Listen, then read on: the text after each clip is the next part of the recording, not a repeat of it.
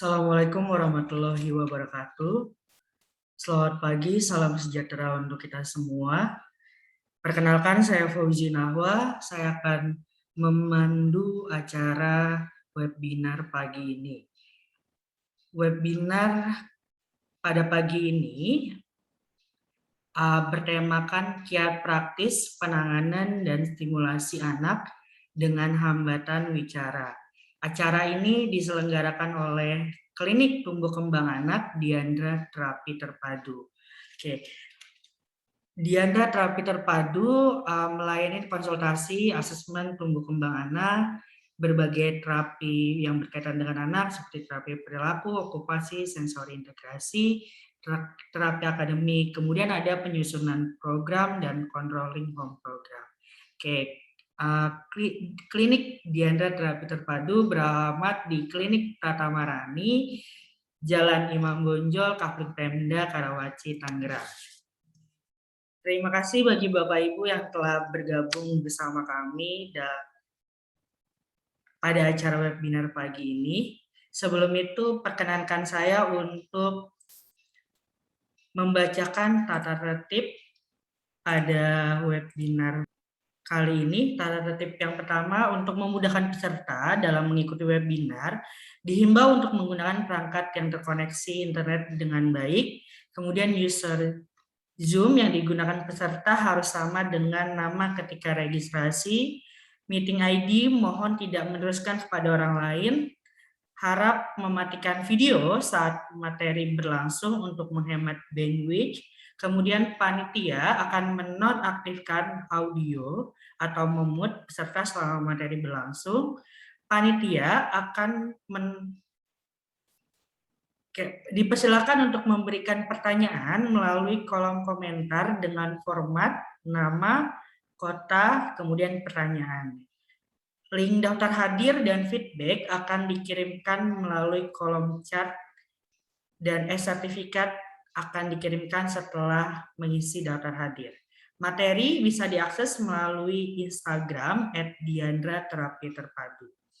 Bagi Bapak Ibu, kami juga ada giveaway bagi satu orang yang beruntung akan mendapatkan buku menulis seri menulis dasar dengan cara memfollow Instagram @diandra_terapi_terpadu, @diandra_terapi_anak, IG mohon tidak di private, kemudian memposting story atau di feed tentang kegiatan webinar ini, kemudian di tag ketiga teman.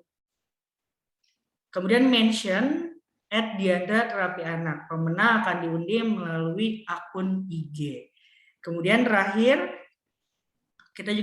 kami juga ada giveaway untuk paket pramenulis terdiri dari paket melatih fine motor untuk satu orang bertanya yang beruntung dengan cara follow IG @terapi_anak, mohon IG tidak di private, kemudian pemenang akan diundi melalui akun IG. Ya.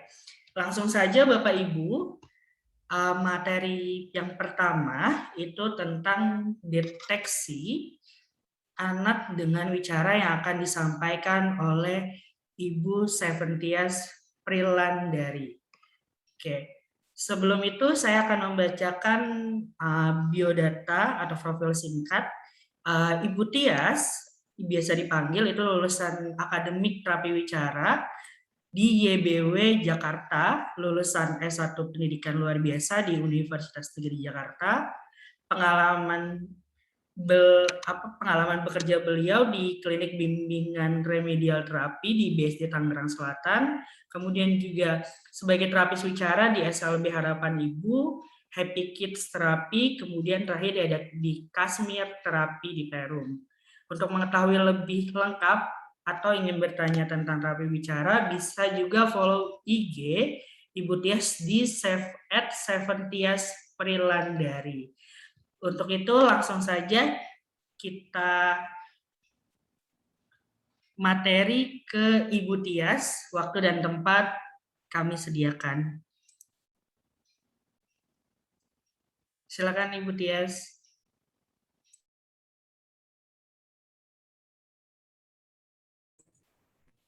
Oke, terima kasih Pak Fauzi. Assalamualaikum warahmatullahi wabarakatuh. Selamat pagi menjelang siang nih ya, kayaknya Bunda, Ayah, Bunda semuanya. Apa kabarnya nih Ayah, Bunda semua? Semoga kita dalam keadaan sehat-sehat, sehingga kita bisa menyimak sharing hari ini kita hari ini ya. Oke. Saya share dulu PowerPoint-nya sebentar ya.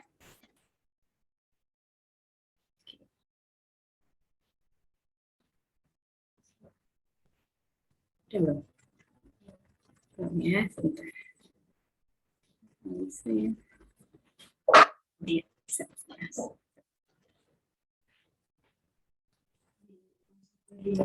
Yep.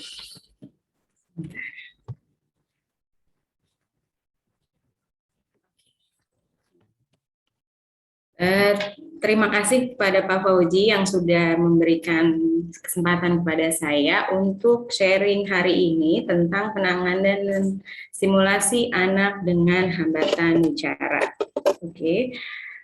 Pertama kita masuk ke hambatan wicara. Nah, hambatan wicara itu apa sih? Nah, bicara adalah proses komunikasi dengan menggunakan lisan atau verbal.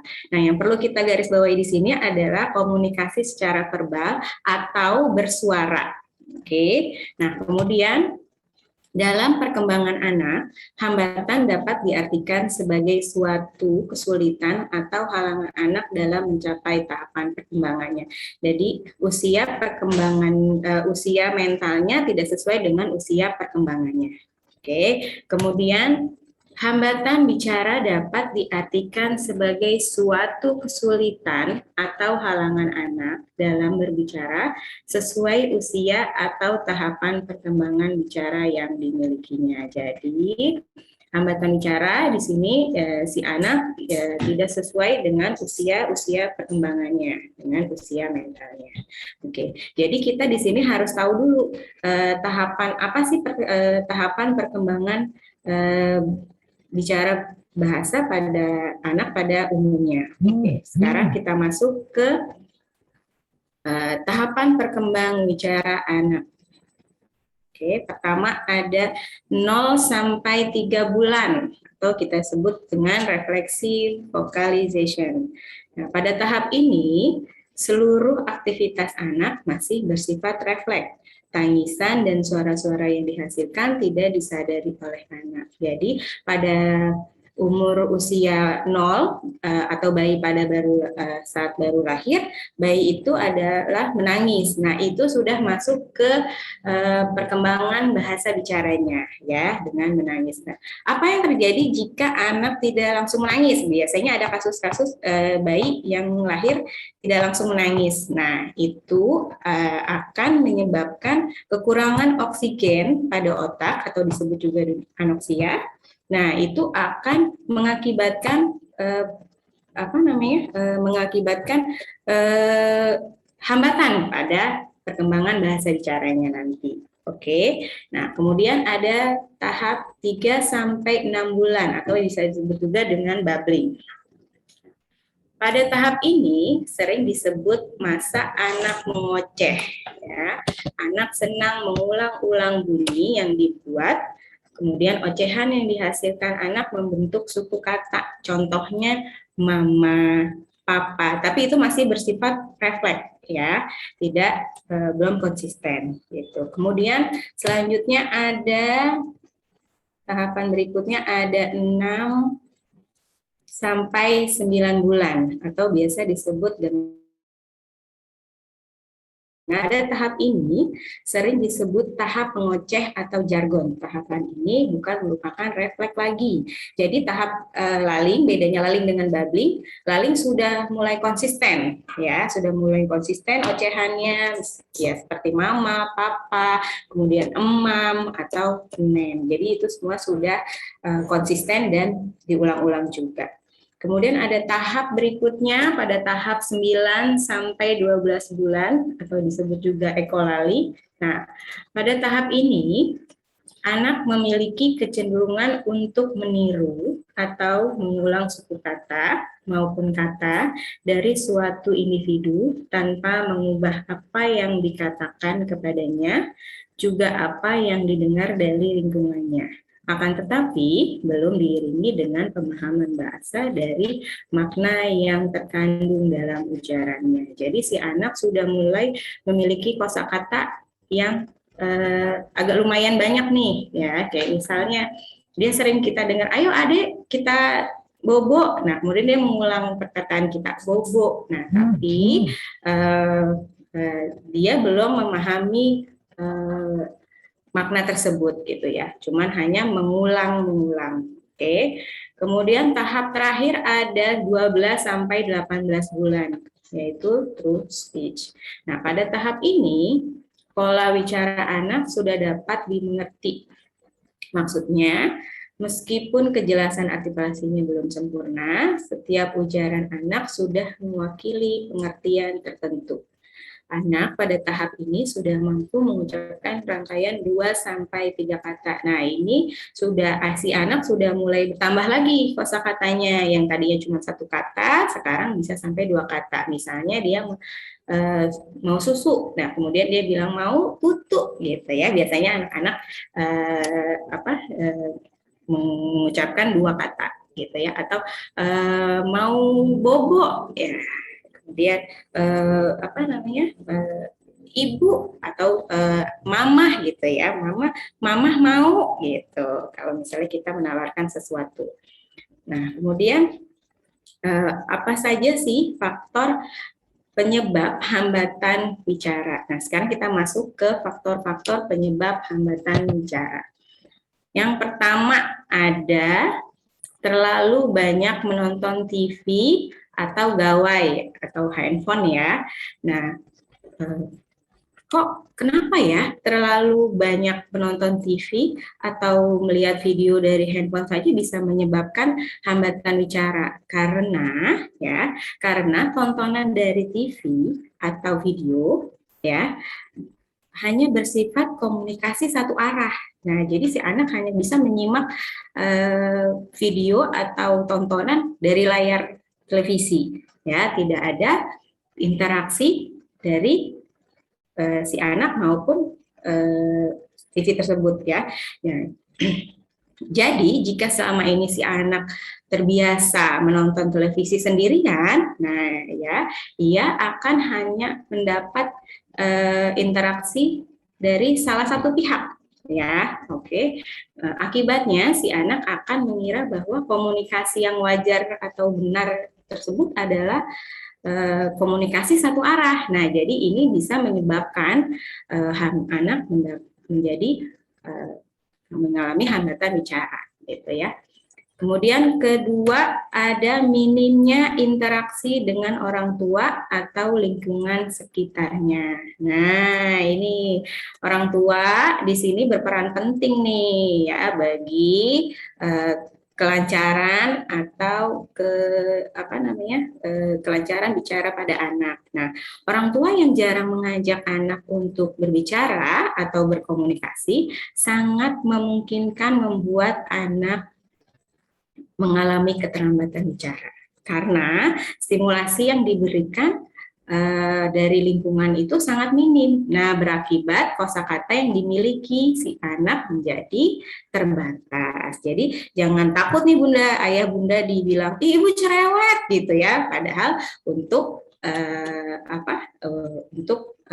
kemampuan kosakata, untuk menambah kosakata si anak gitu ya. Jadi jangan takut-takut dibilang cerewet ya Bunda ya.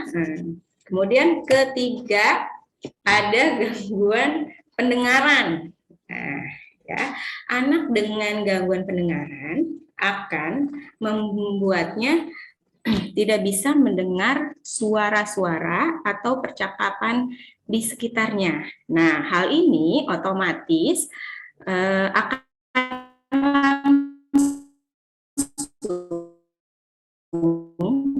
berpengaruh. Penyebab gangguan pendengaran juga bermacam-macam. gangguan pendengaran juga bermacam-macam. Ada yang karena trauma, kemudian infeksi, kemudian adanya kelainan bawaan, ya, terus infeksi pada saat kehamilan, atau bisa karena pengaruh obat-obat yang dikonsumsi si ibu pada saat kehamilan. Nah, jika memang gangguan pendengaran penyebab utama hambatan bicara, maka harus dikonsultasikan ke dokter spesialis, ya, karena ada tes-tes tertentu yang menunjang mendiagnosanya menjadi gangguan pendengaran. Nah, kemudian keempat ada kelainan organ bicara. Nah, ini kan organ bicara itu sangat penting, ya, sangat penting untuk aktivitas bicara. Jadi keadaannya pun harus baik. Nah, sehingga ketika ada kelainan di struktur organ bicaranya, akan mempengaruhi kemampuan artikulasi dan berbicara si anak. Misalnya, anak dengan tali lidah yang pendek. Tali lidah tuh adanya di bawah lidah, ya. Tali lidah tuh adanya di bawah lidah nih. Yang apa namanya? Yang menunjang lidah. Nah, itu namanya tali lidah pendek. Tali lidah. Nah, apa yang terjadi ketika tali lidahnya pendek? Nah, maka si anak akan kesulitan memproduksi artikulasi, mengucapkan artikulasi L, T, N, dan R. Nah, makanya kita sering sebutnya cadel gitu, ya. Wah, anak saya cadel nih, Bu, gitu. Dan kita menganggapnya sih biasanya itu wajar-wajar aja gitu. Padahal sebenarnya adalah bisa terjadi karena kelainan pada tali lidahnya, ya. Kemudian kelima ada autism. Nah, autisme itu adalah gangguan perkembangan yang ditandai dengan adanya keterlambatan dan gangguan bidang kognitif, perilaku, komunikasi bahasa, dan interaksi sosial. Nah, jadi sudah jelas ya, Bu, autisme itu mempunyai hambatan perkembangan pada semua bidang aspek, ya. Nah, jika memang anak mengalami hambatan dikarenakan autis, maka tidak hanya perlu terapis bicara saja, ya. Ada baiknya berkonsultasi juga dengan terapis khusus lainnya karena saling berkesinambungan, ya. Kemudian keenam ada hambatan pada otak dan saraf. Nah, faktor yang menyebabkan anak mengalami hambatan bicara lainnya adalah karena kerusakan atau gangguan di otak dan saraf. Di awal tadi di faktor perkembangan saya sudah membahas tentang reflexive vocalization. Kemudian penyebab kalau misalnya si anak, karena pada lahir anak harus refleks menangis. Nah, jika tidak menangis maka bisa memungkinkan si anak kekurangan oksigen nih di otak. Nah, jadi mengakibatkan gangguan di otak dan menyebabkan mengalami masalah dalam memproduksi suara atau kata di kemudian hari. Jadi biasanya kalau kasus anak bayi yang nggak nangis waktu lahir, biasanya sama si dokter atau si bidan ditepuk-tepuk dulu nih biar sampai nangis, harus sampai nangis karena nangis itu adalah perkembangan bahasa bicara yang paling awal gitu, ya. Kemudian sebenarnya selanjutnya ada kemampuan motorik, ya, penyebab hambatan bicara lainnya yaitu kemampuan motorik. Jadi si anak harus melewati. Nah, jika si anak tidak melewati salah satu motorik, bisa menyebabkan hambatan bicara. Misalnya si anak tidak melewati fase merangkak. Nah, sedangkan merangkak itu ada berhubungan dengan bicara. Koordinasi tangan gitu, ya, tangan, kemudian leher harus mengangkat ke depan, harus melihat ke depan. Nah, itu berhubungan dengan bicara karena otot-otot leher adalah penunjang untuk kesiapan atau kematangan organ-organ bicaranya. Kemudian kita masuk ke stimulasi kemampuan bicara. Nah, ini ibu-ibu, ayah dan bunda harus kita pelajari sama-sama ya. Saya juga kadang-kadang masih suka belajar. Oke. Pertama, ajari niru kata-kata yang sering diucapkan dengan artikulasi yang benar. Nah, biasanya anak umur ya umur dua satu tahun sampai 3 tahun ini lagi lucu-lucunya nih ngomong. Semua biasanya cadel, tidur gitu ya, beyom beyom. Nah, apa namanya, terus tutu tutu. Nah, kita wajar nih lu ya gemes ya. Nah, ternyata itu kurang tepat ya bunda-bunda ya. Nah, harus kita benarkan, kita koreksi bicaranya. Oh, Ade mau apa? Ade mau susu. Nah, seperti contohnya gitu ya. Ade mau apa? Ade mau susu. Terus kemudian si anak akan membalas misalnya iya atau enggak atau gitu ya. Kemudian kita wajib mengkoreksi, jangan malah mengikuti bicara si anak. Ya. Kemudian simulasi kedua ada ajak anak bernyanyi bersama-sama. Nah, ini jangan takut ayah bunda suaranya dibilang fals sama si anak ya, karena pada saat bernyanyi anak akan mengaktifkan sistem bicara dan juga pengolahan ekspresinya. Nah, si anak akan mengikuti kita bernyanyi, kemudian berekspresi dia senang atau dia sedih gitu ya. Nah, itu banyak bermanfaat saat bernyanyi. Nah, si anak akan mendengarkan nada juga. Nah, kita nada bernyanyi misalnya balonku ada 5 gitu ya. Nah, itu si anak juga akan, oh ini ada nadanya loh, nadanya ada yang panjang, ada yang pendek gitu ya. Jadi mereka juga bisa mengamati perbentukan nada gitu ya, dan refleks pasti si anak mengikuti kita bernyanyi, atau bisa juga sambil bergerak biasanya. Tangan ke atas gitu ya, tangan ke samping. Nah, si anak juga ikut bergerak. Kemudian simulasi ketiga bisa dengan latih kekuatan oral motor dengan memberikan beragam tekstur makanan dan rasa makanan. Nah, karena untuk melatih kekuatan otot rahang, lidah dan mulutnya, misalnya makanan-makanan yang berbentuk teksturnya itu mulai dari yang lembut sampai yang kasar ya. Misalnya dari bubur, kemudian jelly, terus kerupuknya jangan takut bunda, oh anak saya takut batuk, banyak kan gitu ya, saya juga biasanya gitu aja makan, jangan banyak-banyak makan kerupuk nanti batuk, padahal kerupuk itu teksturnya kasar dan bisa digigit sama anak.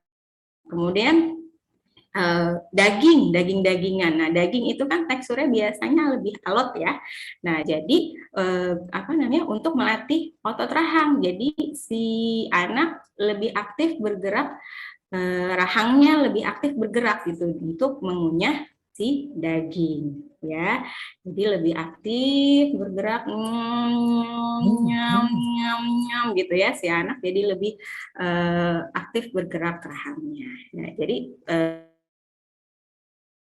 makanan dan juga rasa-rasa seperti manis, pahit, kemudian asin, asam. Jadi si anak juga bisa merasakan berbagai macam rasa-rasa makanan.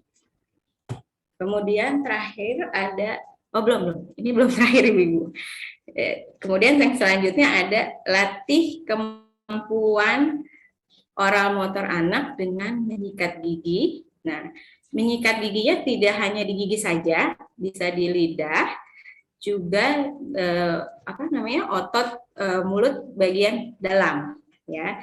Jadi jangan takut-takut menyikat gigi di lidahnya, kemudian di oral motor bagian dalamnya gitu ya, kita sikat-sikat saja. Nah, itu untuk apa sih Bu? Untuk mengurangi kesensitivisannya di areal motornya ya. Jadi kalau misalnya biasanya anak-anak hanya sikat gigi di bagian gigi. Nah, kalau kita sikat lidah biasanya dia akan refleks mau muntah gitu ya, kayak gitu ya. Nah, itu bisa kita latih dengan menyikat di bagian lidah dan juga di bagian otot di bagian dalam gitu ya. Dengan apa sikat giginya? Bisa dengan sikat gigi yang lembut untuk bagian-bagian motor. Nah, kemudian stimulasi, ini baru terakhir nih Bu ya, stimulasi yang terakhir yaitu memancing anak untuk bercerita dan pertanyaan sederhana. Nah, ini misalnya si anak habis dari rumah nenek. Nah, kemudian kita ajak berkomunikasi dua arah dengan pertanyaan-pertanyaan sederhana. Misalnya, Adek habis dari mana? Nah, kemudian si menjawab satu kata misalnya, nenek gitu ya. Nenek dia bilang gitu. Nah, terus kita kita gali lagi komunikasi yang diberikan oleh anak. Oh, Adek habis dari rumah nenek, sama siapa Adek ke sana gitu. Jadi dia akan menjawab lagi pertanyaan kita. Walaupun nggak apa-apa dia menjawabnya dengan satu kata atau dua kata, yang penting si anak aktif berbicara dua arah. Jadi ada interaksi antara ibu dan anak atau si penanya dengan si penjawab gitu ya. Nah, jadi orang tua harus aktif mengajak anak-anak untuk berbicara ya. Oke. Sudah selesai presentasi dari saya, sharing-sharing dari saya. Semoga sharing ini bermanfaat buat kita semua dan ilmunya juga bermanfaat. Terima kasih sudah menyimak presentasi ini. Sekarang saya kembalikan lagi kepada moderator. Assalamualaikum warahmatullahi wabarakatuh. Waalaikumsalam warahmatullahi wabarakatuh. Terima kasih Bu Tias. Sama. Ya, selanjutnya kita akan menuju ke pemateri kedua, itu Bu Nurul. Sebentar saya akan bacakan profilnya. Ya, Bu Nurul Afia. Beliau lulusan S1 di STAIN IC Syukriya. Pernah menjadi guru pendamping atau guru ABK di SDI Muslim Cendekia. Sekarang bekerja sebagai terapis di klinik Dianda Terapi Terpadu. Bagi Bapak Ibu yang ingin mengetahui atau berkonsultasi lebih jauh dengan Bu Nurul, silakan bisa menghubungi atau memfollow IG-nya di @nurul.afia1012. Oke, kepada Bu Nurul saya persilakan.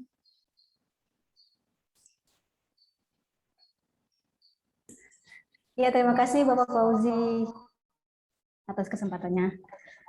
Oke, Assalamualaikum warahmatullahi wabarakatuh.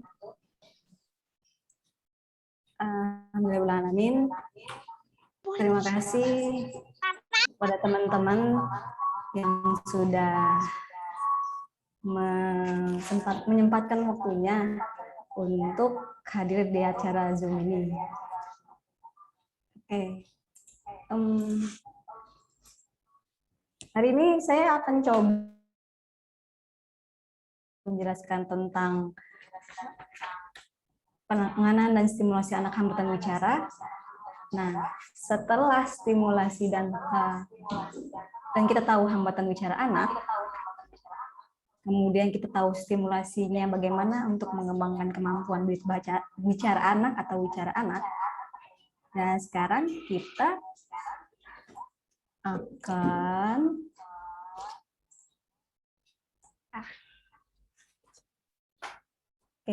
akan mengembangkan kemampuan komunikasi anak. Jadi setelah kita tahu, kita pahami bagaimana mengetahui hambatan bicara anak, kemudian kita mengetahui stimulasinya agar anak itu bisa bicara. Sekarang untuk menjalin komunikasi, kita harus mengembangkan kemampuan komunikasi anak. Seperti itu. Pembahasan yang akan saya jelaskan itu, yang pertama, kita mengembangkan komunikasi anak ya, judulnya. Kemudian, nah, sudah dijelaskan tadi sama Bu Tias, bahwa kita harus setiap tahapan perkembangan setiap tahap anak. Jadi dari tadi dimulai dari 0 sampai 3 bulan ada refleksinya, kemudian 3 sampai 6 bulan ada babbling atau mengoceh, Kemudian di 6 sampai 9 bulan itu ada laling atau konsisten dalam mengoceh. Kemudian 9 sampai 12 bulan itu udah mulai meniru. Kemudian 12 sampai 18 bulan itu anak sudah mulai berbicara. Begitu. Nah, kemudian jika anak memiliki hambatan, maka kita perlu melakukan stimulasi dalam tahap perkembangannya. Seperti itu.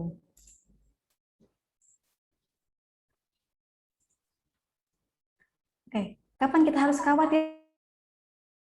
Kita harus khawatir akan apa? Ini dia. Nah, ketika dalam usia 1 tahun, anak itu tidak babbling, tidak mengoceh, terus tidak menggunakan satu kata apapun, itu dalam bahasa ekspresifnya ya. Jadi bahasa ekspresif itu bahasa yang biasa dikeluarkan, seperti itu. Kemudian 1 tahun dia tidak mampu reseptif dalam si anak pemahaman makna bahasanya, seperti itu. Ya, dia tidak bisa berusaha komunikasi, mengganggu atau menggeleng, itu kita harus khawatir. Kemudian di usia 1-3 bulan si anak tidak bisa mengucapkan minimal 3 kata yang bermakna. Kemudian di reseptif, anak tidak dapat menunjuk, melihat yang disebut orang tua, seperti itu. Kemudian 1,5 tahun, anak itu nggak bisa mengucap mama, papa, dan kata-kata tunggal. Kemudian anak tidak bisa respon. Kemudian di usia 2 tahun, anak tidak bisa mengucapkan 1-2 kata, kosakata bermakna, kayak gitu. Terus di reseptifnya, anak 2 tahun tidak dapat menunjuk anggotanya. Mana pakai tangan, mana tangannya, dia tidak tahu. Nah, kita harus khawatir itu, bapak-bapak, ibu-ibu, teman-teman semuanya, gitu kan. Terus di usia 2,5 tahun, dia belum bisa ngerangkai 2 kata menjadi kalimat, kayak gitu. Kemudian prinsipnya dia tidak merespon pertanyaan, gitu kan, tidak mengangguk, tidak menggeleng, seperti itu. Kemudian di usia 3 tahun, kosakatanya kurang dari 200 kata.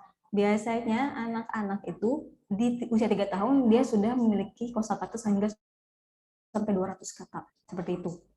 Kemudian bahasa sipitnya itu dia tidak tahu, gitu kan, anak nggak tahu kata kerja, nggak paham perintah, seperti itu. Oke, kemudian untuk menunjang semuanya itu, jadi jika ada anak-anak yang bermasalah, maka kita harus tahu, gitu kan, kita harus tahu beberapa stimulasi bicara anak. Di sini ada aspek-aspek sensorinya, ada visual itu indera penglihatannya, seperti itu. Kemudian ada aspek taktil itu perabaan atau sentuhan. Kemudian ada aspek auditori atau pendengaran.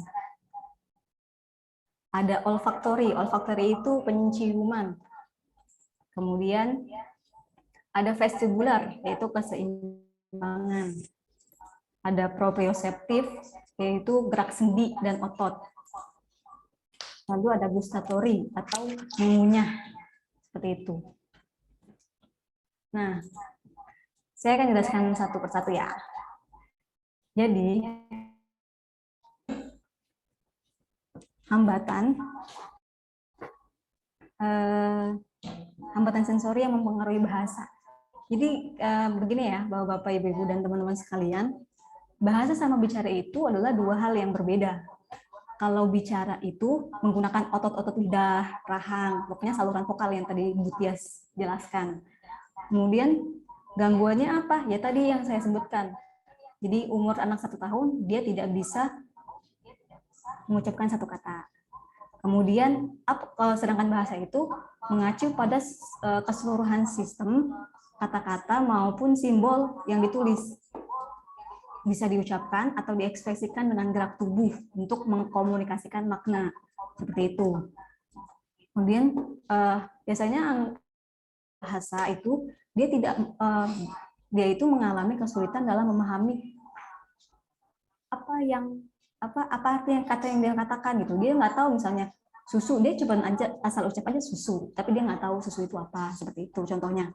Kemudian biasanya anak yang mengalami gangguan bahasa itu mereka kesulitan untuk mengkomunikasikan pikirannya sendiri. Jadi misalnya dia paham nih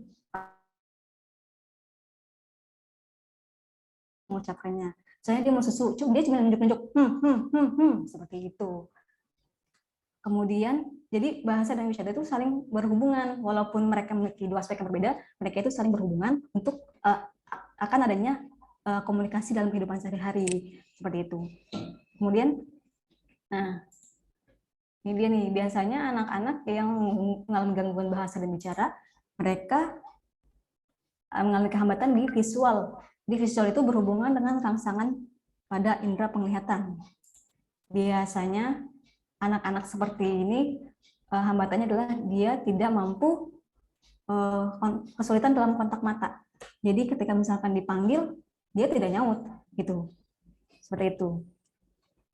Kemudian ada yang misalnya di klinik kami ada anak yang misalnya dipanggil itu dia kesulitan. Maksudnya kita panggil misalnya namanya Gibran gitu kan ya. Itu dia tidak melihat kita, sehingga ketika misalkan kita bicara, dia tidak paham apa yang kita bicarakan, seperti itu. Jadi itu adalah hambatan bahasa gitu. Kemudian ada auditori. Jadi auditori itu adalah sensitivitas terhadap suara. Nah, respon sensitif terhadap suara atau panggilan bunyi, seperti itu. Kemudian biasanya anak yang memiliki hambatan auditori ini kebanyakan itu anak-anak autis, anak-anak ADHD, seperti itu. Jadi mereka itu sensitif terhadap suara bunyi-bunyi itu ada anak yang sensitif, ada yang tidak sensitif. Misalnya di klinik kami ada anak yang ketika misalkan kita berbicara pelan, dia itu sudah terdengar. Tapi ada anak yang kita berbicara biasa, dia merasa itu suara yang kencang bagi dia, seperti itu. Jadi sehingga respon anak-anak itu mereka menutup telinganya, mereka tidak suka dengan suara yang walaupun sedikit aja itu mengganggu buat pendengarannya di mereka, seperti itu. Kemudian ada taktil. Nah, taktil itu tadi saya bilang berhubungan dengan rangsangan pada indera peraba seperti sentuhan dan tekanan, seperti itu. Nah, anak-anak taktil ini mereka ada yang hipersensitif atau hiposensitif terhadap benda. Jadi kalau hipersensitif itu, anak itu sensitivitas pada sensori perabaannya terlalu tinggi dibanding anak-anak umum lainnya. Jadi gejala yang muncul itu biasanya dia nggak mau megang benda, atau biasanya anak kan suka main play-doh gitu ya, main lilin-lilin mainan gitu ya. Tapi kalau anak yang hipersensitif ini dia tidak mau karena merasa benda itu terlalu kotor buat tangan mereka, seperti itu. Nah, sedangkan yang hiposensitif, jadi dia itu benda apapun suka, mau itu bahaya buat dia atau nggak bahaya. Jadi kadang ada kejadian di klinik kami itu murid itu dia kita latih menggunting, kemudian ketika misalkan guntingnya itu sama dia dimasukin ke dalam mulut, nah hampir dimasukkan ke dalam mulut, nah itu kan benda yang berbahaya tuh. Jadi anak-anak hiposensitif ini biasanya dia tidak tahu kalau benda itu berbahaya, jadi harus kita cegah, seperti itu. Kemudian setelah taktil ada yang namanya olfaktori atau berhubungan dengan rangsangan pada penciuman. Nah, di sini juga sama. Ada anak yang hipersensitif dan ada anak yang hiposensitif terhadap aroma biasanya nih. Anak-anak olfaktori ini yang memiliki hambatan olfaktori ini biasanya penciumannya itu ada yang hipersensitif, ada yang hiposensitif. Nah, kalau hipersensitif dalam olfaktori ini, anaknya itu dia tidak kalau hipersensitif itu dia jadi jadi kalau misalkan hipersensitif itu anaknya nggak suka sama aroma parfum yang berbeda-beda. Jadi ketika misalkan bapak, ibu-ibu atau teman-teman sekalian misalnya ketemu sama anak yang atau memiliki anak yang memiliki hambatan bermasalah pada olfaktorinya, misalnya wangi ayah beda, wangi bapak beda, wangi bunda beda, aku nggak mau deket-deket bunda. Nah, berarti dia memiliki hambatan dalam bahasanya, seperti itu. Kemudian anak yang hiposensitif, kalau yang hiposensitif dalam aroma ini, dia walaupun mencium aroma-aroma yang tidak sedap, mereka tidak akan peduli gitu kan. Mereka merasa ya fine-fine aja, nyaman-nyaman aja. Dan itu adalah salah satu hambatan dalam pengaruh bahasanya seperti itu. Kemudian ada gustatory. Gustatory ini adalah berhubungan dengan rangsangan pada indera pengecapan dengan memperkenalkan rasa. Jadi biasanya anak-anak gustatory ini dia mengalami kesulitan dalam mengunyah. Jadi biasanya mereka milih tekstur yang lembut, biasanya sukanya bubur kayak gitu. Tadi yang Bu Tia sampaikan. Jadi ini adalah salah satu masalah hambatan bicara pada anak, gitu kan. Begitupun dengan bahasa. Jadi mereka akan berpengaruh juga pada bahasanya seperti itu. Jadi ada di sini juga ada anak yang dia ketika misalkan makan itu maunya yang banyak kuahnya. Jadi ketika misalkan dia makan, dia hanya perlu menelan, tidak butuh usaha untuk mengunyahnya seperti itu. Kemudian ada proprioseptif. Ini berhubungan dengan rangsangan pada persendian tubuh atau dengan menggerakkan otot secara perlahan ya. Biasanya ini kesadaran otot dan geraknya. Jadi misalnya ketika misalkan anak kita suruh dia untuk melompat 1 kali, hop, lompat 1 kali. Tapi ada anak yang melompat 1 kali, dia malah jadi 2 kali. Nah, itu anak itu memiliki hambatan bahasanya atau bicaranya juga seperti itu. Kemudian ada vestibular. Vestibular itu keseimbangan, rangsangan keseimbangan pada tubuh. Jadi biasanya anak itu sering jatuh, sering nabrak, terus kalau misalkan jalan suka ya tiba-tiba jatuh sendiri gitu kan. Nah, itu harus diperhatikan gitu kan. Maksudnya itu termasuk hambatan bahasa seperti itu. Kemudian nah, di sini saya kasih contoh media untuk anak-anak yang contoh media untuk mengembangkan bahasanya ya. Seperti salah satunya adalah ada buku kontras. Jadi buku kontras ini dia biasa dibacakan kepada anak umur masih bayi, masih 0 sampai 3 bulan atau 0 sampai 4 bulan. Karena menurut penelitian kalau warna-warna buku kontras ini kan dia cuma 2 warna atau 3 warna. Itu lebih menarik perhatian anak-anak untuk melihat ceritanya seperti itu. Tapi buku kontras ini tidak hanya diperlihatkan saja seperti itu. Terus ada juga buku bantal berwarna. Ini biasanya untuk anak-anak yang di atas 4 bulan seperti itu. Kemudian ada buku board book. Buku board book itu buku yang tebal ya. Kalau bapak-bapak, ibu-ibu atau teman-teman tahu itu, buku board book itu bukunya yang tebal. Seperti ini. Ini bukunya tebal. Jadi merangsang anak untuk melihat medianya seperti itu. Biasanya ada buku board book atau buku tebal ini yang bisa ada sentuhannya. Nah, seperti ini nih, yang seperti saya bawa ini, dia punya sentuhan. Nah, jadi ini merangsang taktil tadi, perabaannya anak-anak. Jadi mengetahui, oh ini namanya laba-laba, seperti itu.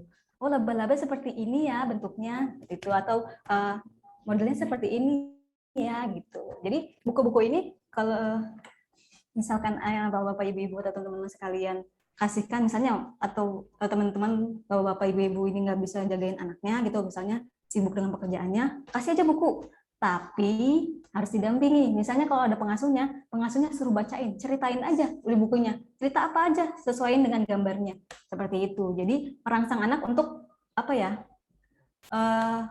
kalau umur bayi itu kan 0 sampai 4 bulan itu mereka kan hanya pendengaran ya, sensitif pendengarannya kan lebih tinggi. Jadi kita kasih bacaan cerita-cerita seperti itu membuat anak juga jadi udah tahu nih kosakatanya, dia udah paham kosakatanya, terus juga melihat gambarnya seperti itu. Kemudian ada kerincingan. Nah, kerincingan ini buat auditorinya juga, buat taktilnya juga. Jadi dia kerincing-kerincing sambil mendengar suaranya seperti itu. Kemudian ada ini permainan yang seru sekali, cilukba. Nah, itu permainan merangsang ini buat anak, jadi mencari sumber suara dan melihat atau akan terjalinnya kontak mata terhadap lawan bicaranya seperti itu. Kemudian ada bernyanyi. Tadi kata Bu Tias, nggak usah malu untuk bernyanyi bapak ibu teman-teman. Anak kita bukan juri, jadi teman-teman bisa menyanyi sepuasnya seperti itu. Tapi cari musik-musik yang ini ya, yang bermanfaat buat anak-anak seperti itu. Kemudian ada boneka jari. Nah, di sini juga boneka jari ini kan biasanya ada karakter-karakternya, terus ada kayak binatang. Jadi di situ kita juga untuk mengembangkan bahasanya, kita kasih pemahaman kepada anak kayak fungsi tugasnya, misalnya guru kerjanya apa ya, mengajarkan kita. Kalau misalkan sapi, bagaimana suara sapi? Mu, seperti itu. Jadi lakukan aktivitas-aktivitas seperti ini untuk membantu mengembangkan bahasa anak seperti itu. Kemudian ada flashcard. Flashcard ini biasanya berbentuk kartu dan itu sangat menarik sekali gitu kan ya. Buat anak-anak yang memiliki hambatan bicara dan ataupun hambatan bahasa seperti itu. Kemudian contoh aktivitasnya ya, contoh aktivitas lebih jelasnya lagi tentang bahasa dan bicara. Bahasa dan bicara, contoh aktivitasnya itu untuk pengembangan bahasa dan bicaranya itu ada namanya oral motor. Oral motor itu biasanya yang biasa tadi jelaskan, di situ ada sikat.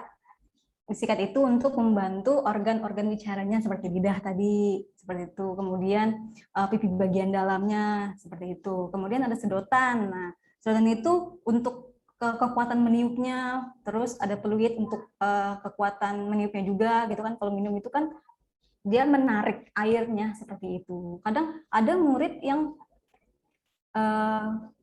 bermasalah dengan gustatorinya tadi, mengunyah makanannya tadi, dia tidak mau yang namanya menyedot minuman seperti itu. Dia lebih senang gelas atau minuman yang ada dotnya kayak gitu. Jadi mereka tidak perlu susah untuk meniup seperti itu. Kemudian ada ini meniup balon. Ini lebih aktivitas yang lebih lebih mudah kali ya, karena di rumah juga bisa dilakukan. Seperti misalnya ibu lagi nyuci, nah anaknya ajakin main balon-balonan, tiup, seperti itu. Semakin dia besar, semakin semakin tercipta bola balonnya, maka semakin bagus hembusannya seperti itu. Kemudian dipijat nih, biasanya anak-anak yang memiliki hambatan bicara dan bahasa, mereka butuh pijatan seperti itu. Kemudian selain oral motor ada gross motor atau yang disebut motorik kasar. Apa aja biasanya motorik kasar ini? Ya, motorik kasar ini biasanya proprioseptifnya. Jadi kita mengembangkan pergerakan dan sikap tubuh melihat otot-otot besarnya kayak merangkak, duduk, berjalan, kemudian melompat seperti itu. Selain gross motor ada fine motor atau motorik halus.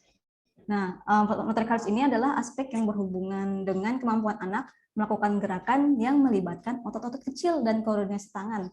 Contohnya seperti meroncet. Nih, teman-teman atau bapak-bapak, ibu-ibu, ini adalah alat meroncet. Jadi mereka untuk melatih bagaimana cara memasukkan dari lubang ke talinya. Nah, biasanya anak-anak yang memiliki hambatan bicara bahasa dan bicara, mereka agak kesulitan karena mereka juga harus fokus seperti itu. Kemudian ada menggunting. Lalu ada kayak mewarnai, menjepit juga bisa. Menjepit, misalnya di rumah ibu-ibu atau bapak-bapak itu kan, atau teman-teman menjepit baju biasanya pakai jepitan jemuran gitu. Nah, ketika anak bermasalah dengan motorik halusnya atau fine motornya atau gangguan hambatan pada bicara bahasanya, mulai diajarkan mainan jepit-jepitan gitu kan. Itu kan salah satu taktil, perabaan seperti itu. Kemudian kognitif dan persepsi. Kognitif persepsi ini adalah pengetahuan, jadi pemahaman anak-anak itu kan ya. Jadi anak mengetahui fungsi benda, misalnya anak bisa mengenali diri sendiri, misalnya mana Gavi, pegang Gavi seperti itu, atau menunjuk orang tuanya, mana mama, pegang mamanya, mama, seperti itu. Kemudian ada pengenalan warna-warna, jadi identifikasi warna-warna biar anak mengetahui seperti itu. Kemudian ada identifikasi binatang-binatang, kemudian benda gitu kan, untuk menambah kosakata anak-anak seperti itu yang memiliki hambatan bicara dan bahasanya. Kemudian ada ini aktivitas. Jadi anak-anak tuh bisa mengetahui, oh itu lagi naik sepeda, itu namanya naik sepeda, lagi naik sepeda, atau lagi naik motor, naik mobil, seperti itu. Kemudian ada buah-buah juga dikenalkan semuanya untuk menambah kosakata sehingga anak itu sudah mulai berani berbicara atau Tidak melakukan monoton. ya. Kemudian ada sekuensinya juga untuk pemahamannya ya, persepsinya. Jadi anak tahu ketika misalkan bangun tidur, baca doa, mandi, gitu seperti itu. Atau bangun tidur, rapihkan kamarnya, mandi, seperti itu. Itu aktivitas dan contoh-contoh aktivitas yang ayah, bunda, bapak, ibu bisa terapkan di rumah ketika memiliki atau merasa anaknya kok umur 3 tahun belum bisa bicara, bicaranya cuman mamam seperti itu bisa dilakukan di rumah. Kemudian, nah ini adalah poin terakhir yang dalam bahasan saya, itu perilaku yang harus dihindari oleh orang tua. Biasanya ada orang tua yang merasa, oh nggak apa-apa lah anak-anak sibuk, saya nggak bisa, udah anak main apa kayak gitu, maksudnya sambil nonton TV atau melakukan aktivitas secara sendirian gitu kan. Itu sebenarnya disarankan tidak boleh seperti itu. Kemudian contoh perilaku pertama itu batasi screen time. Jadi dibatasi screen time-nya. Sebenarnya anak-anak itu boleh melihat gadget atau handphone, televisi seperti itu. Tapi ketika misalkan dia terlalu lama, maka akan menghambat bahasa dan bicaranya. Seperti tadi yang Bu Tia jelaskan, kenapa sih harus nggak boleh namanya terlalu banyak televisi atau gawai, karena itu hanya satu arah saja komunikasinya, tidak ada dua arah seperti itu. Nah, menurut WHO, kalau batasi screen time itu, anak kurang 1 tahun itu tidak disarankan untuk melihat handphone, televisi seperti itu. Jadi biar orang tua ada waktu sama anaknya, lebih intens seperti itu. Biar feel ayah ibunya tuh nempel gitu ke anaknya. Begitupun sama guru-guru ya, teman-teman yang jadi guru atau pendidik gitu ya. Ini bisa diterapkan. Kemudian untuk anak 1 sampai 2 tahun itu maksimal 1 jam. Kalau bisa lebih baik kurang dari 1 jam seperti itu. Kemudian anak 3 sampai 4 tahun itu boleh sampai 2 jam, tapi lebih baik kurang dari 2 jam seperti itu. Kemudian hindari kata-kata kasar. Kata-kata kasar ya, bukan kasar, tapi kata-kata yang mengandung makna kasar seperti itu. Jadi misalnya marah-marahin anak di depannya seperti itu, bernada tinggi, itu membuat anak itu tidak mau untuk mengungkap bicara gitu atau berkomunikasi kepada orang tua. Jadi merasa udahlah mainan handphone aja sendiri, itu menghambat bahasa dan bicaranya seperti itu. Kemudian hadiah untuk perilaku anak yang buruk. Nah, biasanya nih ada orang tua misalnya merasa udahlah nggak apa-apa lah biar anaknya anteng gitu, udah kasih aja lah handphone gitu, atau permen atau jajanan apa seperti itu kan ya, padahal dia tidak melakukan sesuatu hal yang baik gitu. Misalnya anaknya nangis terus, padahal itu kan itu intens orang tuanya, lebih intens lagi maksudnya biar anak itu tidak menangis bagaimana, tapi tidak memberikan hadiah seperti itu. Nanti ketika misalkan dia sudah diam, pinter ya adek ya, udah berhenti nangisnya, nih mama punya ini papa punya ini kakak punya ini, seperti itu. Kemudian ini dia tadi, tidak dianjurkan untuk memberi hadiah untuk perilaku yang buruk. Kemudian terlalu memanjakan si kecil. Ini adalah hadiah tadi, hadiah untuk perilaku yang buruk, kemudian terlalu memanjakan si kecil. Itu adalah sebagai pemicu impulsivitas. Impulsivitas itu adalah dorongan hati untuk melakukan sesuatu semaunya dia tanpa mengikuti instruksi ya, seperti tadi misalkan dia sudah misalnya buang sampah sembarangan gitu kan, misalnya disuruh dibuang sampah, dia nggak mau, dia pura-pura nggak dengar seperti itu harus kita terapkan seperti itu. Kemudian menuntut lebih pada si kecil, jadi kita nggak boleh nuntut anak yang berlebihan juga. Misalnya anak belum 1 tahun kita suruh dia ngomong, nah itu kesalahan sangat fatal, karena kan mereka punya tahapannya masing-masing, kecuali dia sudah mengeluarkan ucapannya secara mandiri gitu kan, ya itu baru nggak masalah. Tapi kalau misalnya kita paksa untuk anak 1 tahun untuk ngomong, itu salah satu hal yang terlalu dipaksakan seperti itu. Kemudian membanding-bandingkan. Nah, membanding-bandingkan ini juga biasanya anak itu membantu anak-anak apa ya untuk merasa lebih baik diam seperti itu. Jadi perkembangan bahasanya akan terhambat seperti itu. Kemudian menakut-nakuti. Nah, wah, jangan ditakut-takuti Bu, ayah, bapak-bapak, ibu-ibu, teman-teman. Kalau anak-anak ditakuti, anak merasa aku nggak mau lagi sama papa, aku nggak mau lagi sama bapak, sama ibu, sama kakak gitu kan. Karena dikit-dikit ditakut-takutin, dikit-dikit ditakut-takutin. Lebih baik kita ganti takut-takutin ini sama reward dan punishment seperti itu.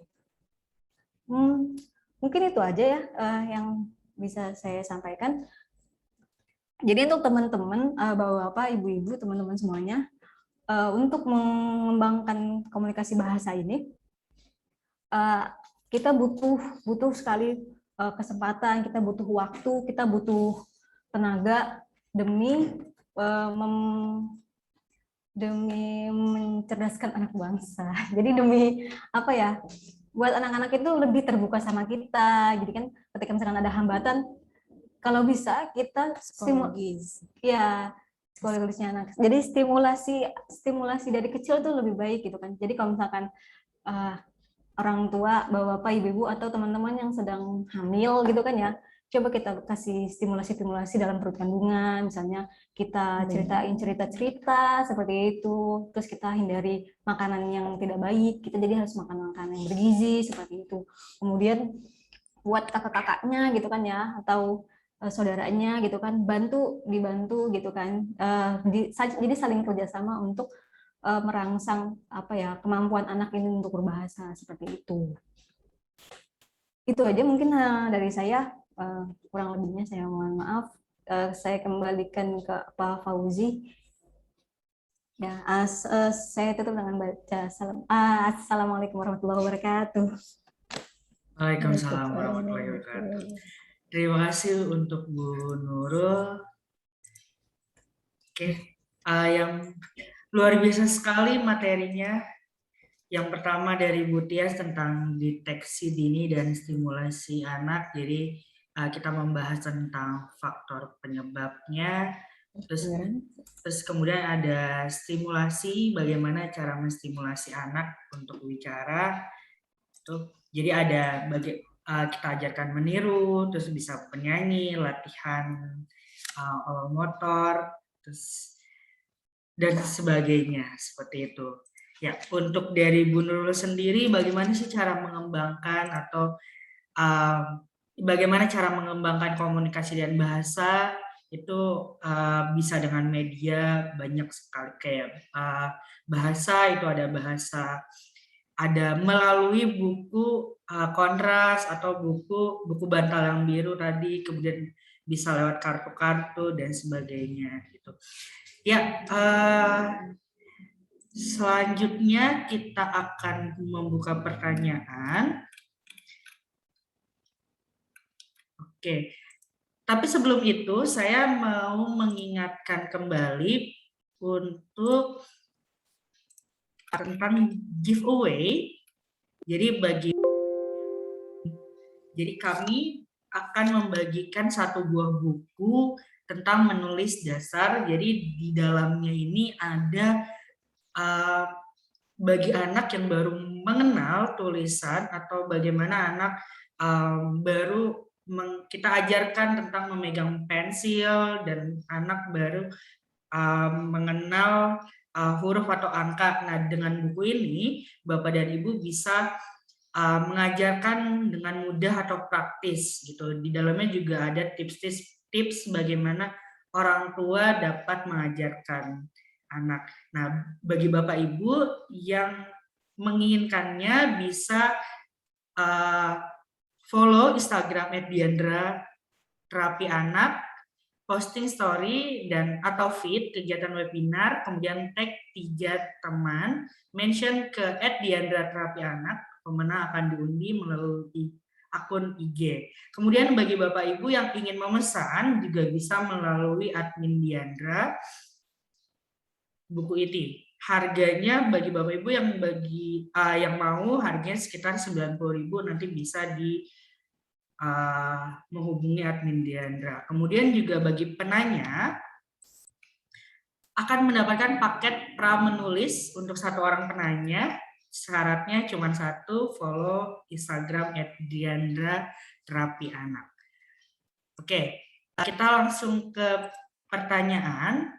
Pertanyaan ini yang pertama dari Ibu Anggun dari Tangerang. Oke. Mohon info jika untuk gangguan organ bicara, apakah ada koreksi yang bisa dilakukan oleh orang tua? Terima kasih. Mungkin ini pertanyaan untuk Bu Tias atau akan dijawab oleh Bu Nurul. Silakan Ibu. Ya, terima kasih kepada Bunda Anggun ya di Tangerang. Pertanyaannya adalah mohon info jika untuk gangguan organ bicara, apakah ada koreksi yang bisa dilakukan oleh orang tua? Nah, di sini kita harus observasi dulu nih gangguan organ bicaranya itu di bagian mana? Karena organ bicara itu kan ada bagian lidah, mulut, kemudian langit-langit atau palatum gitu ya. Kemudian ada di bagian otot bagian dalam. Nah, kita harus observasi dulu karena nggak bisa sembarangan ketika kita simulasi.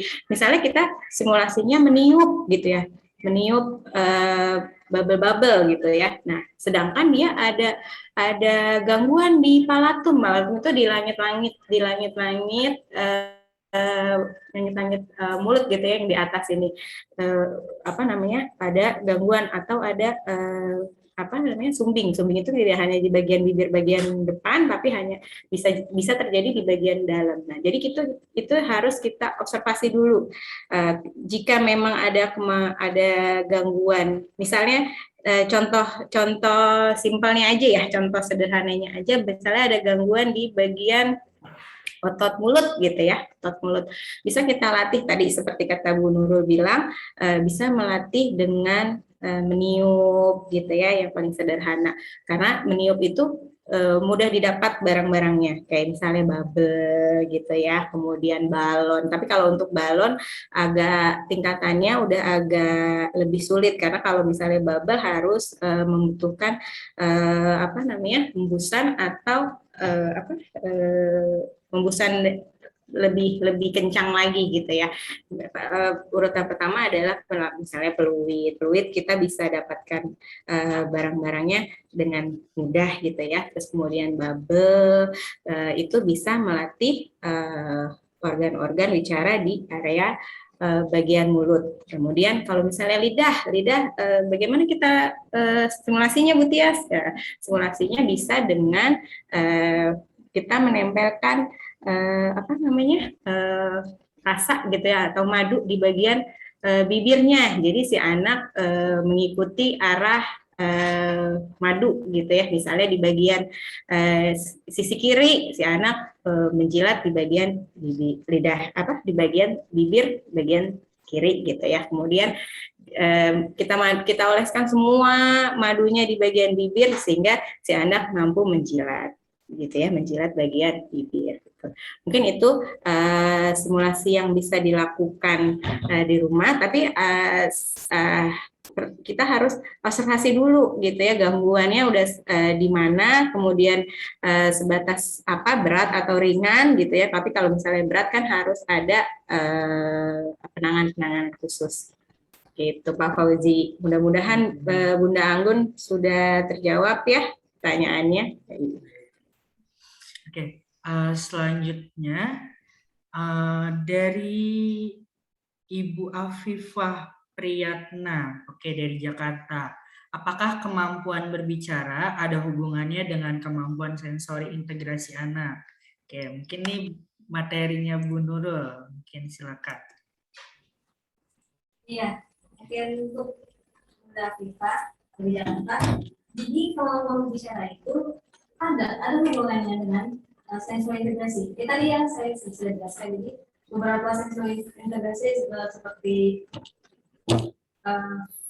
visualnya, auditorinya, taktilnya, kemudian olfaktorinya, kemudian gustatori, kemudian ada proprioseptifnya, seperti itu vestibularnya, itu sangat mempengaruhi kemampuan bicara atau bahasa anak. Jadi ketika misalkan kita menemukan atau kita mendapati anak yang mengalami kemampuan hambatan bicara atau bahasanya, kita bisa melakukan sensor-sensor yang seperti tadi saya jelaskan, seperti media misalnya buku. Nah, buku itu kan kita selain melihat, anak juga untuk menyentuh bukunya. Jadi untuk cara bagaimana cara membalikkan buku, biasanya buku-buku baru kita di buku tebal itu biasanya kalau anak tidak memiliki kemampuan taktil atau sentuhan itu dia tidak mampu untuk membaca buku. Kemudian tadi sudah saya jelaskan ada media yang seperti ini tadi ya kan untuk latihan pola motornya seperti itu biasanya dia adalah fungsinya kegustatori seperti itu. Jadi orang tua itu kegustatorinya untuk membantu bicara kemampuan bicara itu bisa juga pakai tadi minum, kemudian menggunakan mandu seperti itu. Biasanya bisa dipakai mandu di diskusinya itu buat biar merangsang anak untuk merangsang lidah anak untuk menjulur kepada arah tersebut seperti itu. Itu kalau boleh. Itu kalau kita. Oke, siap Bu Nurul. Saya dianggap ya. Oke, selanjutnya Ibu Siti Nur Chandrawati dari Banjarmasin Wajau ya. Oke, bagaimana penanganan yang tepat untuk anak yang speech delay yang memiliki emosi yang meluap dan anak cenderung hiperaktif sehingga membuat orang tua agak susah untuk memberi stimulasi untuk anak bicara. Terima kasih. Ya, silakan Bu Ya. atau Bu Nurul. Jadi begini, Bu Siti dari Banjarmasin. Jadi untuk menangani anak yang speech delay, kemudian sedang emosi, usahakan jangan berikan stimulus apapun. Jadi kita arahkan dulu biar anak jadi tenang. Misalnya kita kasih mainan yang dia suka dulu. Kita kasih mainan dia yang suka, misalnya puzzle atau mewarnai gitu kan. Itu bisa kita kasih dulu sampai anak itu tenang.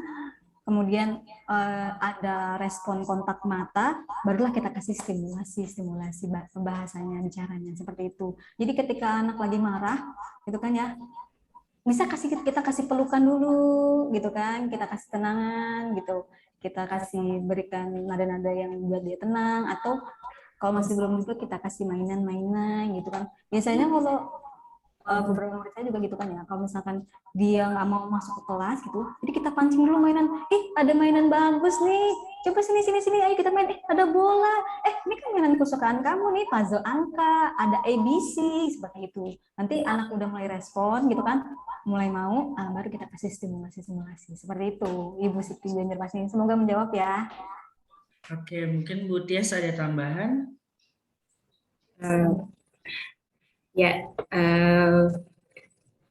Ya betul kata Bu Nurul, kalau misalnya anak sedang tantrum gitu ya, atau meluap-luap emosinya, seharusnya kita harus tunggu tenang dulu, karena kalau misalnya anak sedang ngamuk gitu ya, atau sedang marah-marah, nggak bisa juga tuh kita kasih stimulasi, karena bakalan nggak masuk, ibaratnya nggak bakalan masuk nih di otak gitu ya.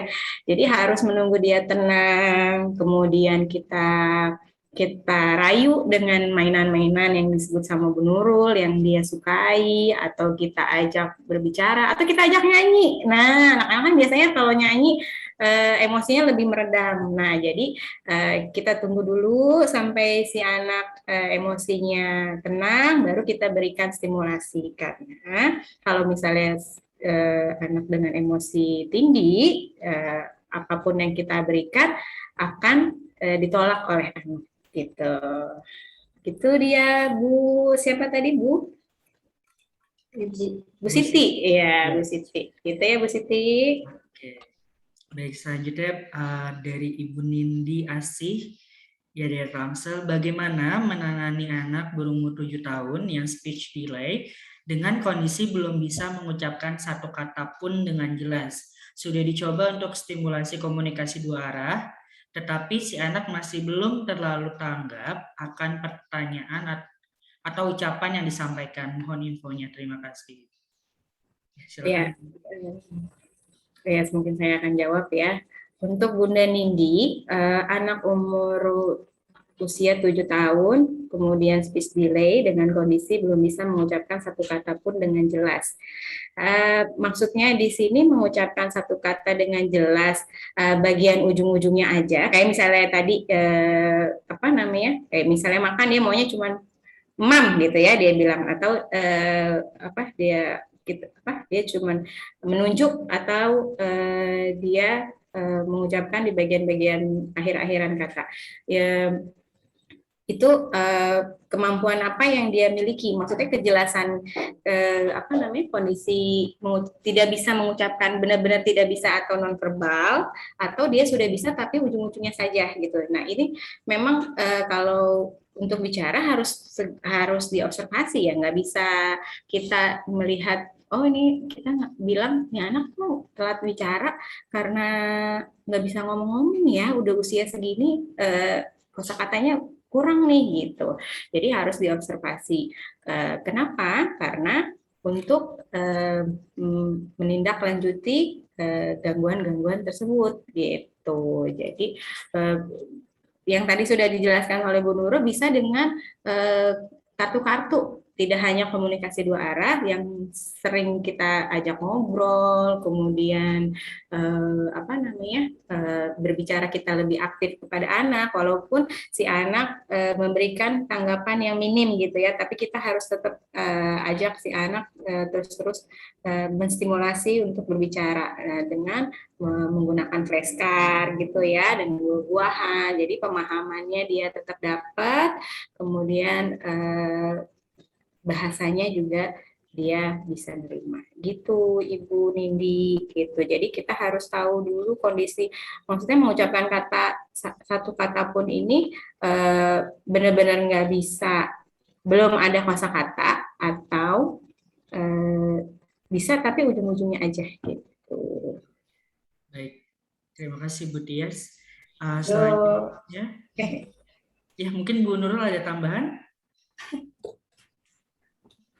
Ya, boleh saya sedikit kasih tambahan ya. Jadi untuk anak-anak mengalami speech delay ini, walaupun umurnya sudah 7 tahun, jadi kita tidak bisa istilahnya kita jadi meluruskan yang bengkok pada waktu yang lama. Jadi misalnya sudah 7 tahun, kita paksakan dia untuk komunikasi itu memang agak sulit. Jadi kita harus melakukan pertama itu behaviornya, perilakunya. Jadi kita kasih stimulasi dulu terlebih dahulu agar merangsang dia untuk melakukan komunikasi seperti itu. Jadi jangan langsung lakukan komunikasi dua arah seperti itu. Jadi mungkin kalau untuk komunikasi speech delay mungkin bisa mengangguk seperti itu. Untuk masih yang awal ya, misalnya kita baru tahu nih anak itu ternyata belum bisa ngomong udah 7 tahun, ya Allah. Jadi kita harus stimulasi dulu seperti itu. Jadi jangan langsung ke komunikasi. Jadi mungkin untuk komunikasi sederhana kita kasih anggukan iya, terus menggeleng tidak, seperti itu. Tapi jangan ketika misalkan anak sudah mengeluarkan suara, kita stop untuk stimulasi gangguk dan gelengnya, seperti itu. Itu aja mungkin. Oke, berarti fokus pada terapi perilaku dulu. Jadi bagaimana menekan impulsivitasnya, kemudian baru bisa dengan komunikasi yang lainnya. Selanjutnya Ibu Novi Karina Putri dari Banjarmasin.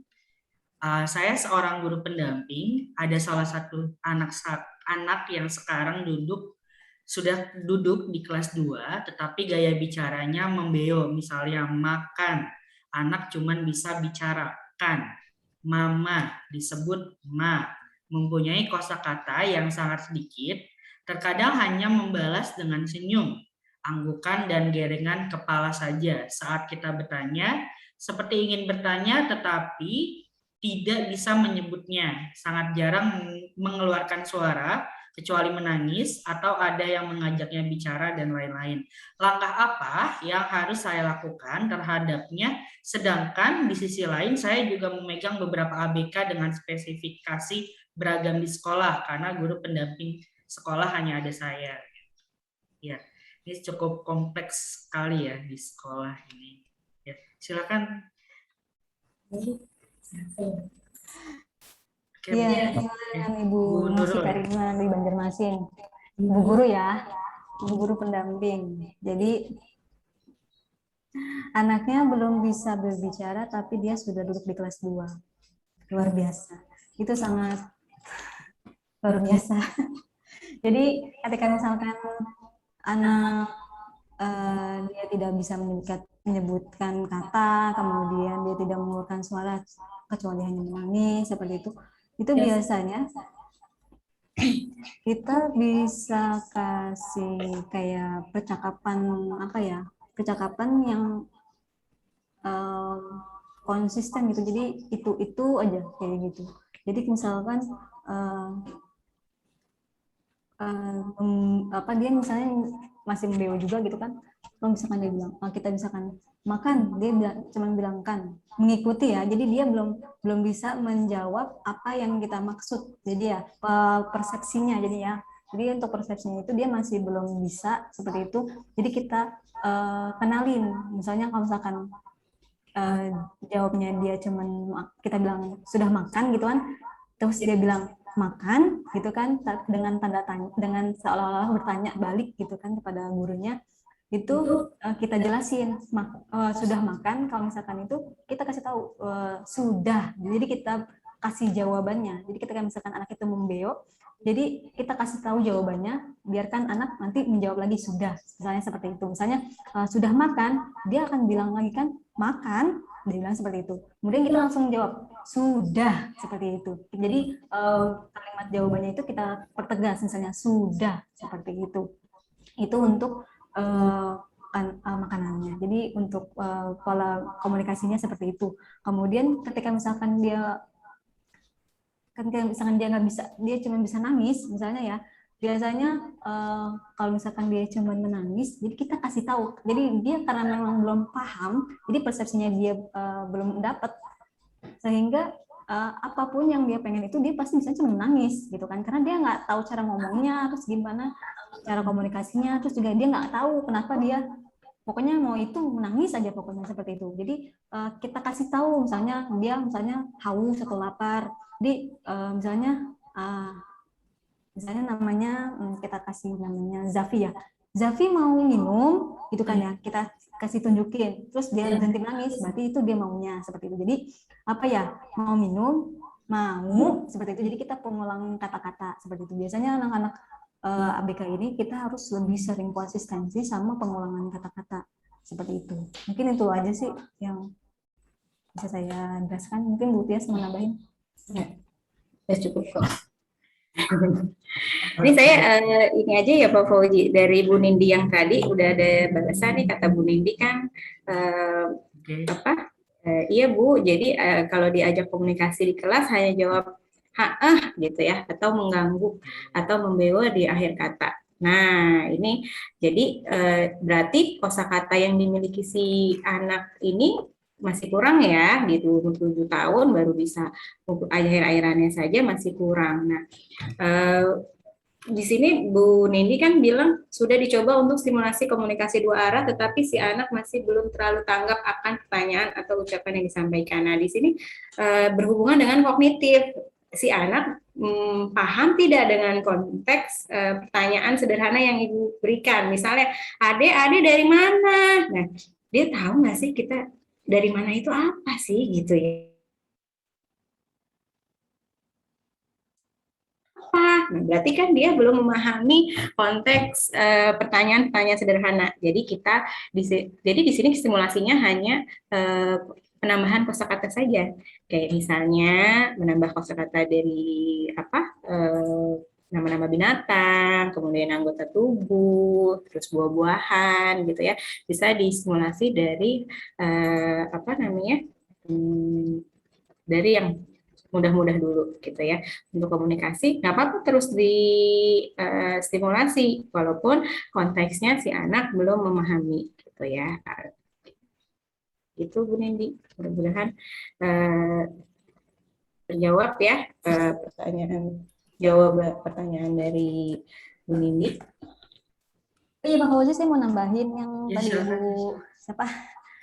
Yang Bu Novi dari Banjarmasin. Oke, ya. Jadi usahakan untuk anak-anak yang memang dia hanya responnya menangis, kemudian membeo, itu berikan stimulasi lagi agar dia memahami suatu kata atau suatu benda tersebut, seperti itu. Itu Pak Fauzi. Oke. Mungkin juga bisa diberi kesibukan ya ketika Ibu Novi juga mungkin sedang mengurus siswa yang lain, mengajarkan siswa yang lain gitu. Jadi banyak banyak hal-hal yang mungkin juga tadi bisa diberikan media yang beberapa kayak meronce seperti itu. Jadi ada kesibukan ketika Bu Novi mengajar siswa yang lain. Oke, selanjutnya ini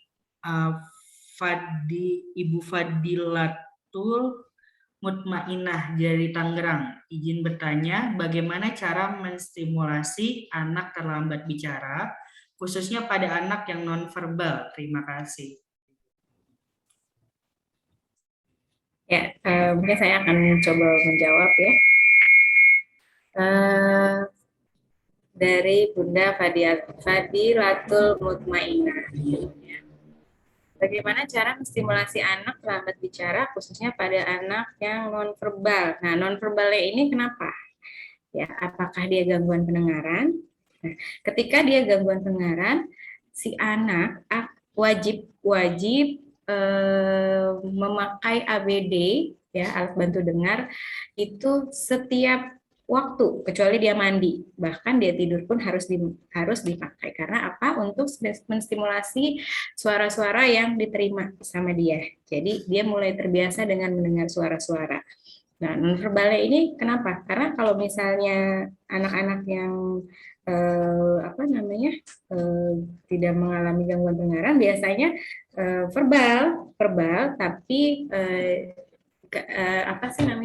si anak belum mau aja gitu ya untuk ngomong gitu. Si anak belum stimulasinya belum banyak aja gitu untuk ngomong, padahal dia bisa gitu. Nah, nonverbal itu kan anak-anak yang mungkin salah satunya adalah dengan gangguan pendengaran gitu. Jadi kita harus asesmen lagi gitu. Ini anak ada gangguan yang lain apa enggak gitu, Bu. Nah, stimulasi gitu. Dan kalau misalnya si anak jangan memakai banyak gestur ya pada anak. Misalnya si anak hanya menunjuk terus kita langsung ambilin gitu. Jangan. Si anak harus bilang paling tidak si anak mengutarakan dengan satu kata. Misalnya mau gitu. Oh, Ade mau apa? Ade mau makan. Ntar ibu ambilin ya, gitu. Jadi walaupun kita aktif berbicara, yang penting si anak sudah keluar suara. Begitu. Gitu, Bu. Oke, siap, Ibu. Oke, karena waktu masih ada cukup, jadi Bapak Ibu bisa langsung, jadi tidak melalui chat, jadi bisa langsung untuk menanya. Tapi kita selesaikan dulu yang chat ini dengan memberikan reaction ya. Reactionnya mungkin bisa berupa tepuk tangan atau apa gitu ya di layarnya. Oke, selanjutnya kita akan ke pertanyaan dari Ibu Anita di Depok. Adakah rekomendasi untuk pemberian vitamin untuk anak yang terlambat bicara? Silakan, mungkin Bu Tias. Ya, untuk Ibu Anita di Depok, rekomendasi untuk pemberian vitamin untuk anak yang terlambat bicara. Sebenarnya nggak ada ya vitamin untuk anak yang terlambat bicara. Cuman kalau misalnya si anak terlambat bicaranya, hambatan bicaranya itu karena gangguan di otak, nah itu baru perlu vitamin khusus otak bagi si anak ya. Tapi kalau misalnya dia anaknya hanya speech delay atau keterlambatan bicara, tidak memerlukan vitamin, hanya membutuhkan stimulasi yang sering untuk si anak gitu. Oke, siap. Mungkin Bu Nurul. Selanjutnya Pak Fauzi. Oke, selanjutnya dari Ibu Pipit Rama. Ini selamat siang, izin bertanya. Saya dari Tangerang, anak saya 6 tahun, sedang terapi karena dia hiperaktif, sering tidak fokus dan masih belum banyak paham pertanyaan. Tapi untuk bicara dia sudah banyak kemajuan semenjak terapi di Diandra. Tahun depan dia 7 tahun dan akan masuk SD. Pertanyaannya, apakah anak seperti ini siap masuk SD kah atau sekolah yang bagaimana yang cocok?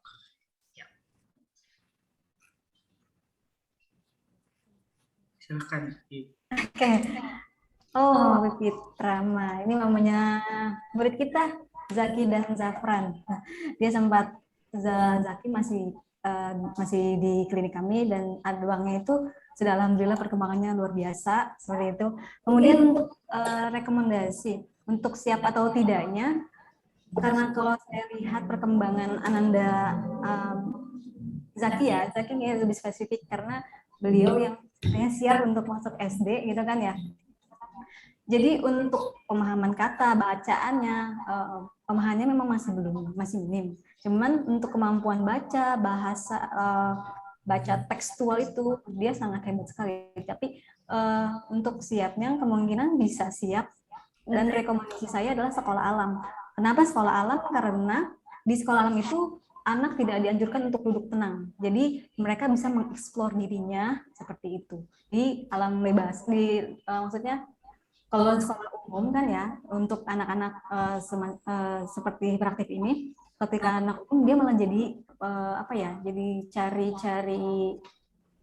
sensasional, cari perhatian seperti itu kan ya. Memang harusnya sih cari perhatian, tapi terlalu hiper. Jadinya kalau untuk di sekolah umum, saya sih tidak menyarankan di sana. Jadi saran saya adalah di sekolah alam. Jadi di mana di sekolah di sana Ananda bisa semakin berkembang pemahamannya, karena kan langsung kepada medianya gitu kan, seperti itu. Misalnya megang pohon, ya udah pohon gitu kan ya, karena kan kemampuan Ananda ini kan dia sudah baca dengan baik begitu kan, pemahaman bacanya sudah baik gitu kan, pemahamannya belum baik cuman membacanya sudah baik, seperti membaca tekstualnya sudah bagus, seperti itu saran dari saya. Mungkin Butia ada tambahan.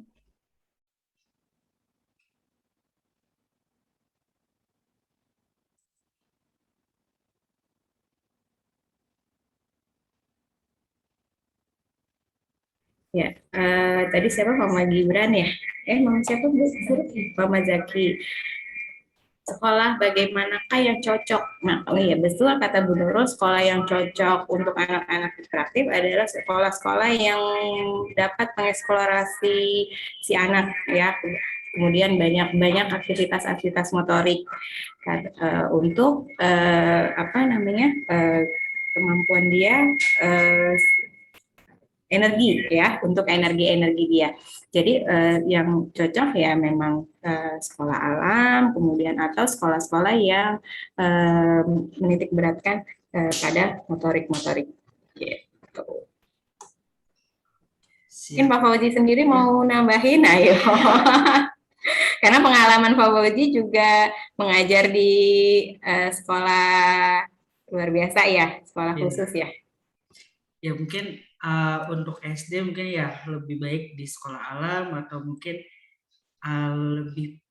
lebih pada sekolah-sekolah yang berfokus sama aktivitas. Mungkin ada beberapa SD yang menerapkan metode Montessori gitu, atau enggak ada SD yang mungkin lebih menerapkan pada pengenalan profesi seperti itu. Itu banyak sekali gitu. Dan tidak disarankan untuk homeschooling gitu, karena homeschooling bagi anak SD tidak bagus, tidak terlalu bagus atau kurang dalam hal interaksi seperti itu. Ya, mungkin ada Bapak Ibu yang ingin menanyakan langsung, silakan bisa memberikan reaction atau membuka videonya atau video dan audio. Atau mungkin boleh penanya-penanya sebelumnya, Bapak Ibu yang masih belum puas atas jawabannya, silakan.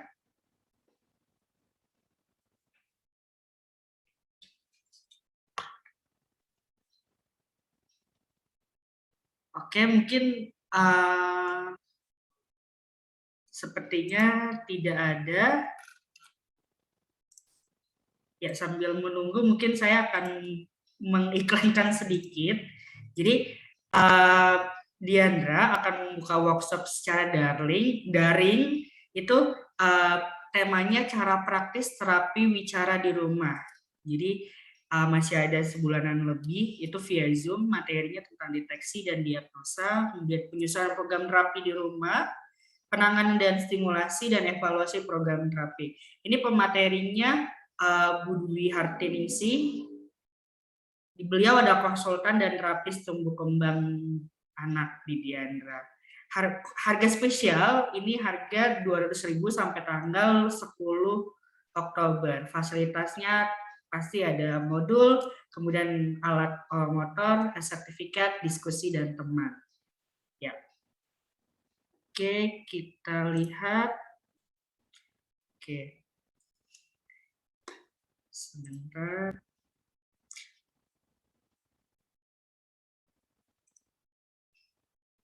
Oke, sepertinya sudah tidak ada yang mau bertanya. Oke, mungkin terakhir kita akan foto bersama-sama. Mungkin Bapak dan Ibu bisa menyalakan videonya, boleh menyalakan video. Oke.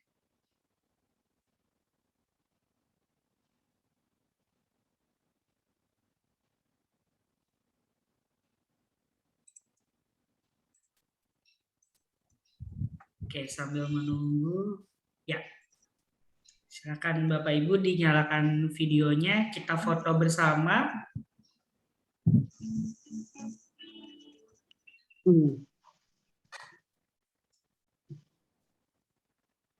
Oke, kita foto bersama.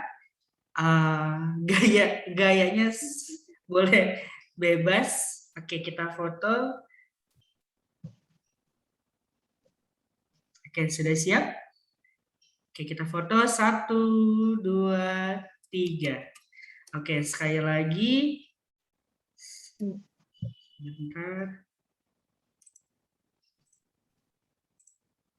Sebentar, mohon maaf. Oke, sekali lagi. 1, 2, 3. Oke, terima kasih Bapak Ibu atas partisipasinya hari ini. Saya moderator, mohon maaf apabila ada kurangnya. Terima kasih kepada Bu Tias dan Bu Nurul atas sharingnya terkait materi ini. Terima kasih Bapak Ibu yang sudah bertanya. Terima kasih juga atas kesempatannya hari ini. Sampai bertemu. Jangan lupa untuk follow Instagramnya Diandra @diandra_terapi_anak untuk pengumuman hadiah dan sebagainya ada di Instagram. Oke, saya akhiri. Wassalamualaikum warahmatullahi wabarakatuh. Waalaikumsalam warahmatullahi wabarakatuh. Terima kasih semuanya ya Bunda. Terima kasih Bapak-bapak, Ibu-ibu, teman-teman. Yes.